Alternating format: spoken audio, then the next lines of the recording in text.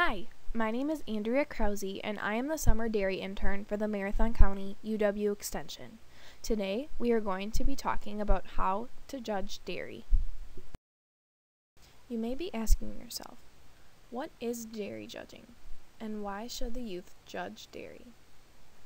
As Jessica Stamshore, an undergraduate of the College of Agricultural, Food, and Environmental Science at the University of Minnesota said, judging dairy cattle is a comparative evaluation of cattle in which animals are ranked based on their closeness to ideal dairy conformation. Desirable dairy conformation involves functional traits associated with high milk production over a long, trouble-free, productive life. In addition to learning how to judge cattle, many life skills are gained through dairy judging experience. These include observation, decision-making, and public speaking skills. Before beginning to judge dairy cattle, you should become familiar with the parts of a dairy cow. This picture has the location and name of the body parts of the dairy cow. Learning and using these terms is essential. Feel free to pause the video now or at any point of this video to study the illustrations. The Purebred Dairy Cattle Association, or PDCA, developed a scorecard that describes ideal dairy conformation. 4 major categories are defined: frame, dairy strength, rear feet and legs, and udder. Whether consciously or not, the scorecard is referred to when the judge places a class of dairy cattle. Now we are going to begin talking about parts of the dairy cow that are judged. First, we are going to talk about the frame and rump angle. The pin bones should be slightly lower than the hip bones. A slight to moderate slope from the hips to pins is associated with less calving difficulty, fewer reproductive problems, and greater longevity. Pins that are higher than the hooks are often caused by the thorough placement being too far back. Cows with extreme slope to the rump sometimes have undesirable set to the hock or are awkward in their hind leg movement. Next, we are going to talk about dairy character and ribs. The ribs should be wide apart and slanted toward the rear. This characteristic is also referred to as openness and sweep to the rib. Rib bones should have adequate depth. Also, note the diagram that the neck should be long and lean. The brisket should be free of excess fat. The throat should be clean cut. However, a little bit of extra loose, pliable skin in the throat area is not a serious fault.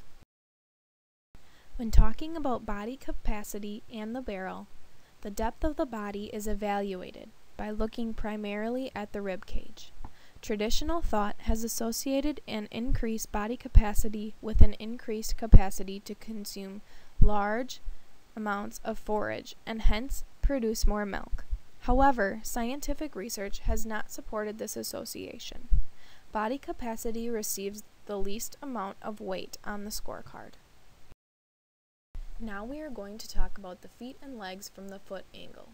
Cows that have a steep foot angle require less hoof trimming, have better mobility, and greater longevity. A 45-degree angle, as illustrated in the middle illustration, is the minimum angle desired.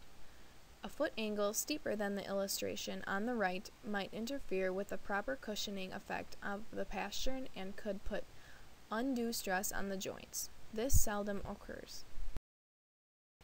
When talking about the feet and legs from the rear view, it is important to note that cows that hock in and toe out have increased stress on their feet and legs and may have increased trauma to their rear udder as they walk.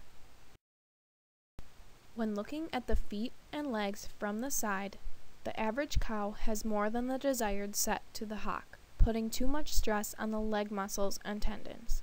The most desirable set is somewhere between the posty and intermediate set illustrated above. Posty-legged cows lack flex to the hind legs, which may cause swelling in the hock or stifle, and may cause them to be uncomfortable on their legs. If a straight-legged cow moves with ease and flex to the hock with no evidence of swelling in the joints, her legs probably are not too straight. Now we are going to talk about the udder.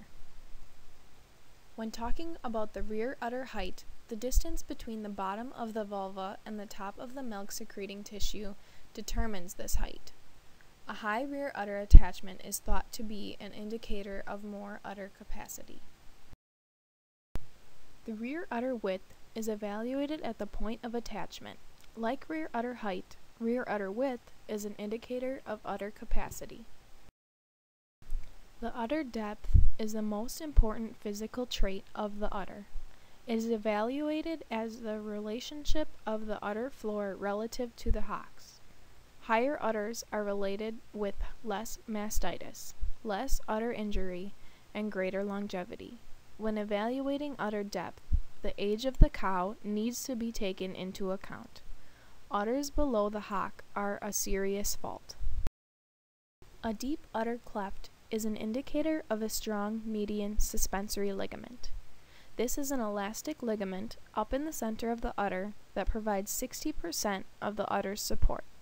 Occasionally, you may see cows, especially in the brown Swiss breed, that are relatively flat on the bottom of the udder, but still have a strong median suspensory ligament. Teat placement is the second most important physical trait of the udder. A serious fault is the front teats that are placed on the outside of the quarters, causing linear slippage and squawking during milk. Rear teats can be placed too close, making teat cup attachment difficult, but this is seldom a serious problem. Distances between teats often increase with succeeding lactations. Fore-udder attachment is an evaluation of the strength of the fore-udder attachment to the body wall of the lateral ligaments. It is the third most important physical trait of the udder when predicting herd life. Moderate amount of bulge to the fore-udder is expected in high-producing dairy cows. Now you're all ready to judge dairy. Thank you for watching my video.